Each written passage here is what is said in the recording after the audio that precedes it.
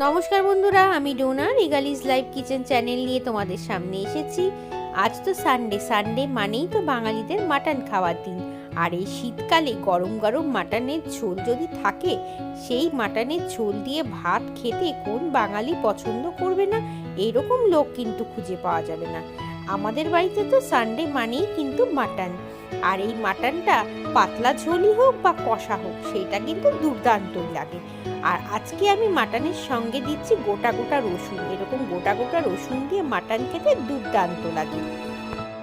Half কাপের মতো তেল আমি দিয়ে দিচ্ছি। আমি সর্ষের তেলই ব্যবহার করছি। ফোড়ন হিসেবে দিচ্ছি আমি 2-3টে শুকনো লঙ্কা আর 2-3টে তেজপাতা।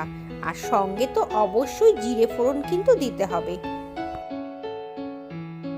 জিরের সাথে সাথে গোটা গরম মশলা যেমন এলাচ, দারচিনি, লবঙ্গ, এই 3টে জিনিসও কিন্তু দিয়ে দিলাম। এখন 10 সেকেন্ড তেলের মধ্যে ভাজার পরে আমি 6 টুকরো আলু দিয়েছি। আলুটাকেও কিন্তু আমি এই তেলের মধ্যেই ভেজে নেব। আলুটাকে কিন্তু আমি তুলে নেব না, মোটামুটি একটু ভাজা হয়ে গেলে বাকি জিনিসগুলো কিন্তু আস্তে আস্তে অ্যাড করতে থাকবো। আলু ভাজার সময়ই আমি এর মধ্যে একটু নুন দিয়ে দিচ্ছি। আলুটাকে কিন্তু নুন হলুদ কিছু দিয়েই আমি মাখাইনি। তেলের মধ্যে আমি এই সময় হাফ চামচের মতো চিনিও অ্যাড করে দিচ্ছি। আলু ভাজার সময় এই তেলটার মধ্যে যদি একটু চিনি দিয়ে দাও, তাহলে কিন্তু তেলের কালারটা একটু অন্যরকম আসবে। দেখবে ক্যারামেল টাইপের কালার হয়ে যাবে। এর ফলে কিন্তু মাংসের রংটাও খুব সুন্দরই হবে তোমাদের রান্নার পরে। আলুটা ভাজা হয়ে গেছে। 3টে পেঁয়াজকে আমি কেটে রেখেছিলাম, সেই পেঁয়াজগুলো কিন্তু তেলের মধ্যে দিয়ে দিলাম। এখন পেঁয়াজগুলোর কালার চেঞ্জ হওয়া পর্যন্ত কিন্তু ভাজতে হবে। মোটামুটি 5 থেকে 7 মিনিট সময় নিয়ে কিন্তু পেঁয়াজটাকে ভেজে নিতে হবে।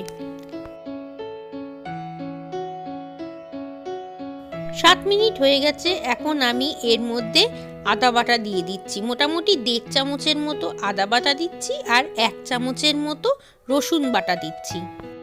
এখন কিন্তু আমাদের আদা রসুনের কাঁচা গন্ধটা যতক্ষণ না দূর হচ্ছে ততক্ষণ কিন্তু ভেজে যেতে হবে। মোটামুটি 7 থেকে 8 মিনিট কিন্তু লাগবে। এই সময় আমি কিন্তু টমেটো দিয়ে দিচ্ছি। আমি একটাই টমেটো দিচ্ছি 600 গ্রাম মাংসের জন্য।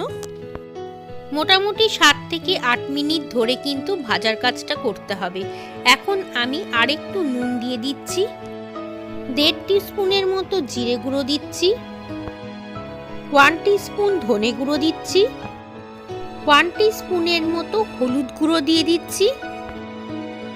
1 টিস্পুনের মতো কাশ্মীরি লঙ্কার গুঁড়ো দিচ্ছি।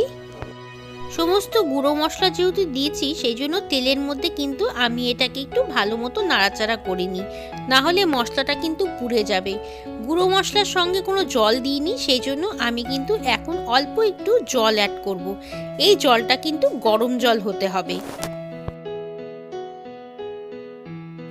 এই মশলাটা কষানোর সময় কিন্তু অল্প অল্প করে জল অ্যাড করে মশলাটাকে কষাতে হবে। এই প্রসেসটা মোটামুটি 2 থেকে 3 বার কিন্তু করতেই হবে, তাহলে দেখবে মাংসের স্বাদ খুব ভালো আসবে। আমি 600 গ্রাম মাংসকে ভালো মতো ধুয়ে জল ঝরিয়ে রেখে দিয়েছি। এখন এই মাংসটাকে আমি মশলার মধ্যে দিয়ে দিলাম।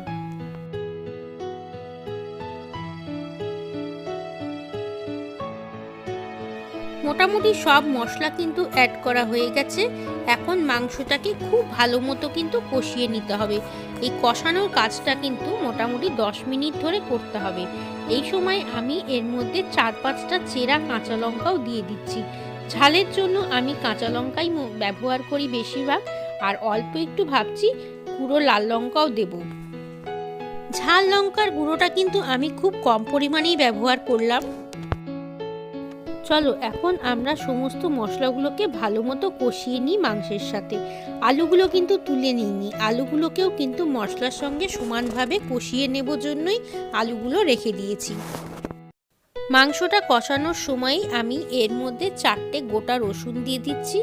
এই রসুন দিয়ে মাংস খেতে কিন্তু ভীষণই ভালো লাগে, আর রসুনটা বেশ সুন্দর একটু নরম নরম হয়ে যায়।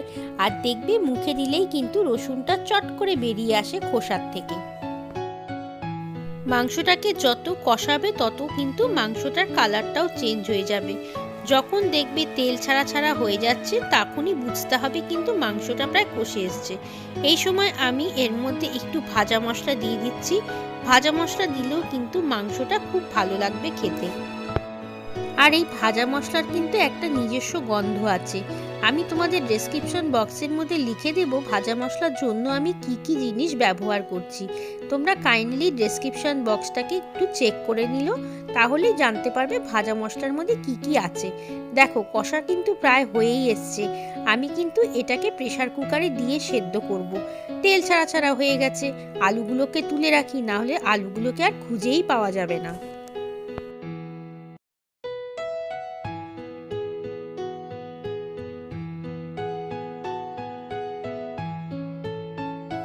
আর একটু সময় ধরে আমি মাংসটাকে কষাবো। আর 5 মিনিটের মতো কষালেই মনে হচ্ছে মাংসটা কিন্তু প্রেসার কুকারে যাওয়ার জন্য রেডি হয়ে যাবে। মাংস কষানো কিন্তু শেষ, কালারও চেঞ্জ হয়ে গেছে। এখন প্রেসার কুকারে দিয়ে দিচ্ছি। কড়া থেকে প্রেসার কুকারে ট্রান্সফার করে ওই কড়ার মধ্যেই আমি গরম জল করে নিচ্ছি। এবার এই গরম জলটা তো প্রেসার কুকারে দিয়ে দিলেই ব্যাস, চট করে 2 সিটি মেরেই গরম গরম খেতে বসে পড়বো। দেখো মাংসটা কিন্তু প্রেসার কুকারের মধ্যে অলরেডি টকবক করে ফুটতে শুরু করে দিয়েছে। এই সময় আমি তুলে রাখা আলুগুলোকেও কিন্তু দিয়ে দিচ্ছি, কারণ আলুগুলো কিন্তু সিটি মারতেই হবে। 10 মিনিট পরে তোমাদের দেখাচ্ছি। প্রেসার কুকার ঠান্ডা হয়ে গেছে, ঢাকাটা খুলেও দিলাম। কি সুন্দর গন্ধ বেরিয়েছে আর কালারটা তো দারুণ হয়েছে। এই সময় আমি এর মধ্যে অল্প একটু গরম মশলা দেব, বেশি দেব না, একদম সামান্য পরিমাণেই গরম মশলাটা দেব। কি দেখে লোভ লাগছে তো, মনে হচ্ছে না গরম গরম ঝোল আর ভাত খেয়ে নিই। গরম মশলা দিয়ে চটপট করে এটাকে নামিয়ে ফেলি। যদি আমার রেসিপিটা ভালো লাগে তাহলে কিন্তু অবশ্যই চ্যানেলটাকে সাবস্ক্রাইব করে নিও। চলো তবে আর কথা বাড়িয়ে কাজ নেই, মাংসটাকে এখন ঝটপট পরিবেশন করে দিই। গরম গরম ভাতের সাথে পুরো জমে যাবে। এই দেখো তৈরি হয়ে গেছে গোটা গোটা রসুন দিয়ে মাটন কারি। কি দেখে লোভ লাগছে তো। যদি ভালো লাগে লাইক কমেন্ট শেয়ার করো, আর নতুন বন্ধু হয়ে থাকলে চ্যানেলটাকে সাবস্ক্রাইব করে নিও। চলো আজকের মতো তোমাদের কাছ থেকে বিদায় নিই, আবার আসবো অন্যদিন অন্য একটা সুন্দর রান্না নিয়ে।